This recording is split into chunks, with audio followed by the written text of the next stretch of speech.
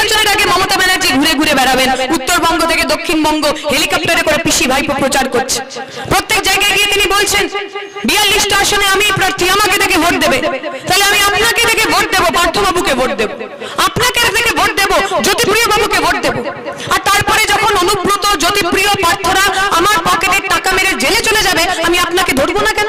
আমি তো আপনাকে বিশ্বাস করে ভোট দিয়েছি। পার্থ চট্টোপাধ্যায় যদি আপনার মুখ সামনে রেখে ঘুষ খায়, সেটা ঠিক করার দায়িত্ব কার? আপনার মমতা ব্যানার্জি, আপনার তৃণমূল সুপ্রিমোর, আপনার মুখ্যমন্ত্রী, আপনার স্বরাষ্ট্রমন্ত্রী। আপনি তা না করে এখন সাধু সাজছেন, নাটক করছেন। 23,000 ছেলে মেয়ের জীবন, আর তার সঙ্গে এত বছর ধরে যে স্কুলে বাচ্চা ছেলে মেয়েগুলো পড়লো, তাদের জীবন, তাদের ভবিষ্যতের কৈফিয়ত নিতেই হবে। 2 বছর ধরে আমার প্রজন্মের ছেলে মেয়েরা রাস্তায় ধর্ণা দিচ্ছে, যোগ্য প্রার্থীরা চাকরি চাই, চাকরি চাই। বাচ্চা কোলে নিয়ে মা দিনের পর দিন রাস্তায় বসে আছে, চাকরি চাই, চাকরি চাই। আর আপনার এলাকার এমপি, আমার মাননীয় সাংসদ, তিনি যারা ঘুষ দিয়ে চাকরি পেয়েছেন, তাদের হয়ে কোর্টের ভিতর সওয়াল করছেন, কাদের সঙ্গে থাকবেন আপনি? পক্ষ নিতে হবে আপনাকে। কোর্ট বলছে 17 ধরনের দুর্নীতি হয়েছে, 17 রকম চুরি। শুধু খালি খাতা দিয়ে নাম্বার পাওয়া নয়, শুধু ঘুষ দিয়ে চাকরি পাওয়া নয়, আরো অনেক কিছু হয়েছে। এখানে হাইকোর্ট এই রায় দিয়েছেন যে 2016 সালে যে সমস্ত মানুষ চাকরি পেয়েছিলেন এসএসসি পরীক্ষার মধ্যে দিয়ে, তাদের প্রত্যেকের চাকরি বাতিল হয়েছে। টোটাল সংখ্যাটা 23,000-এর একটু বেশি। 23,000 ছেলে মেয়ে যারা শিক্ষক শিক্ষিকা ছিলেন, তাদের চাকরি বাতিল হলো। 3টে প্রশ্ন এখানে আমার আছে।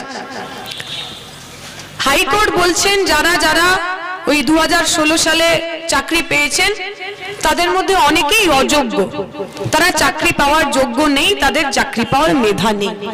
আমার প্রথম প্রশ্ন, যে ছেলে মেয়েগুলোকে ওই 2016 বা 18 সাল থেকে এতদিন পর্যন্ত ওই দিদিমণি মাস্টার মশাইরা পড়ালেন, ওই ছোট ছোট সাধারণ খেটে খাওয়া পরিবারের ছেলে মেয়েগুলোর ভবিষ্যতে কি হবে?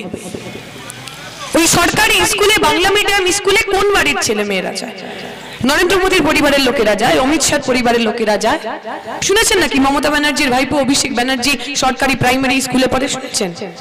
শুনেছেন অভিষেক ব্যানার্জির বাচ্চা মেয়েটি, সেই মেয়েটি সরকারি স্কুলে পড়ে, বাংলা মিডিয়াম আমাদের পশ্চিমবঙ্গ সরকারের স্কুলে পড়ে? শুনেছেন? শোনেননি? বড়লোক পরিবারের লোকেরা, নেতা মন্ত্রীর ছেলে মেয়েরা, তারা সরকারি স্কুলে পড়ে না। সরকারি স্কুলে আমরা পড়ি, আমি পড়েছি সরকারি স্কুলে।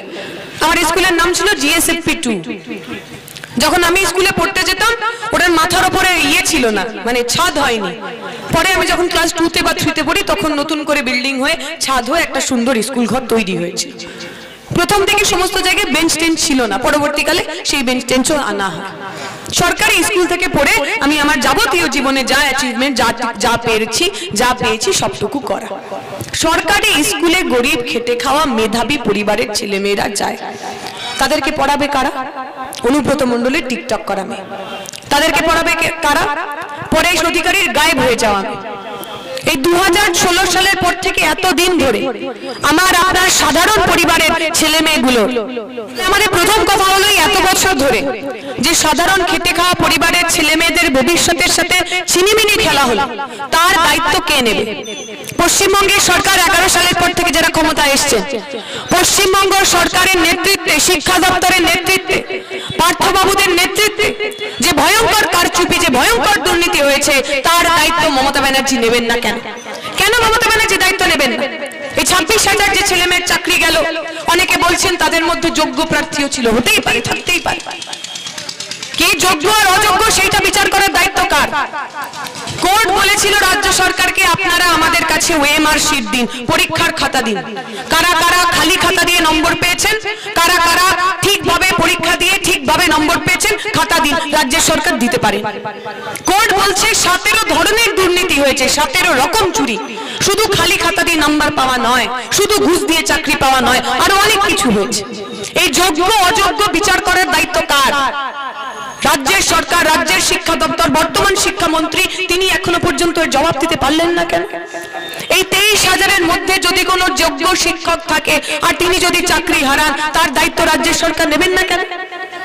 প্রতি নির্বাচনের আগে মমতা ব্যানার্জি ঘুরে ঘুরে বেড়াবেন, উত্তরবঙ্গ থেকে দক্ষিণবঙ্গ হেলিকপ্টারে করে পিসি ভাইপো প্রচার করছে। প্রত্যেক জায়গায় গিয়ে তিনি বলছেন 42টা আসনে আমি প্রার্থী, আমাকে দেখে ভোট দেবে। তাহলে আমি আপনাকে দেখে ভোট দেবো, পার্থবাবুকে ভোট দেবো, আপনাকে দেখে ভোট দেবো, জ্যোতিপ্রিয় বাবুকে ভোট দেবো। আর তারপরে যখন অনুব্রত, জ্যোতিপ্রিয়, পার্থরা আমার বিশ্বাস করে ভোট দিয়েছি। পার্থ চট্টোপাধ্যায় যদি আপনার মুখ সামনে রেখে ঘুষ খায়, সেটা ঠিক করার দায়িত্ব কার? আপনার মমতা ব্যানার্জির, আপনার তৃণমূল সুপ্রিমোর, আপনার মুখ্যমন্ত্রী, আপনার স্বরাষ্ট্রমন্ত্রী। আপনি তা না করে এখন সাধু সাজছেন, নাটক করছেন। 23,000 ছেলে মেয়ের জীবন, আর তার সঙ্গে এত বছর ধরে যে স্কুলে বাচ্চা ছেলে মেয়েগুলো পড়লো, তাদের জীবন, তাদের ভবিষ্যতের কৈফিয়ত নিতেই হবে। আপনি তৃণমূলের সমর্থক হন, আমি আপনাকেও বলছি, যে লোকটা আপনার কাছ থেকে ঘুষ নিল, যে এজেন্ট, যে দালাল আপনার কাছ থেকে টাকা তুললো, আপনি বিশ্বাস করে টাকা দিলেন, ঘটি বাটি বিক্রি করে, সোনা বিক্রি করে, জমি বিক্রি করে, যে এবার একটা স্থায়ী সরকারি চাকরি হয়ে যাবে। আর আজকে এসে যখন আপনাকে বলা হচ্ছে সুদ সমেত এতগুলো বছরের টাকা ফেরত দিতে হবে, ওই লোকটার কলার চেপে ধরবেন না? আমরা তো আপনাদের বলছি, দরকার হলে আমাদের বলুন, আমরা আপনার সঙ্গে যাব। তৃণমূলের সব কটা ঘুষখোর নেতার কলার চেপে ধরুন, ওদের কাছ থেকে পাই পয়সা নিন, আর ওই পয়সা দিয়ে ফেরত দিন।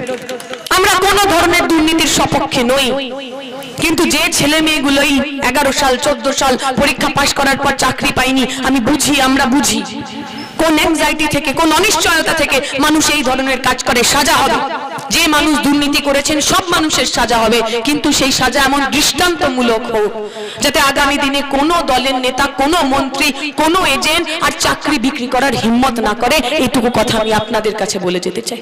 আমি চাই এই প্রজন্মের ছেলেমেয়েরা আগামী দিনে যখন ভোট দিতে যাবে, আগামী 20 মে যখন ভোট দিতে যাবে, আমার প্রজন্মের ছেলের কথা বলছি, আমার প্রজন্মের মেয়েদের কথা আমি বলছি, 20 থেকে 40 বছর। এইবার শ্রীরামপুর লোকসভা কেন্দ্রে প্রায় 4 লাখের মতো প্রথমবারের ভোটার, নতুন ভোটার, তাদের প্রত্যেককে আমরা বলছি, কাকে ভোট দেবে তোমরা, কাকে ভোট দিতে চাও? এমন লোক যে লোক তোমার শিক্ষার দায়িত্ব নেবে, এমন লোক যে লোক তোমার ক্যারিয়ারের দায়িত্ব নেবে, এমন লোক যে লোক তোমার চাকরির দায়িত্ব নেবে, নাকি এমন লোক যে তোমার চাকরি বিক্রি করে নিজের একতলা বাড়ি বানাবে, নাকি এমন লোক যে তোমার চাকরি বিক্রি করে বান্ধবীর খাটের তলায় 50 কোটি টাকা রাখবে? কাকে তুমি পক্ষ নেবে? বিচার করো, বিচার করো তুমি। যখন 2 বছর ধরে আমার প্রজন্মের ছেলেমেয়েরা রাস্তায় ধর্ণা দিচ্ছে, যোগ্য প্রার্থীরা চাকরি চাই, চাকরি চাই, বাচ্চা কোলে নিয়ে মা দিনের পর দিন রাস্তায় বসে আছে, চাকরি চাই, চাকরি চাই। আর আপনার এলাকার এমপি, আমার মাননীয় সাংসদ, তিনি যারা ঘুষ দিয়ে চাকরি পেয়েছেন, তাদের হয়ে কোর্টের ভিতর সওয়াল করছেন, কাদের সঙ্গে থাকবেন আপনি? পক্ষ নিতে হবে আপনাকে।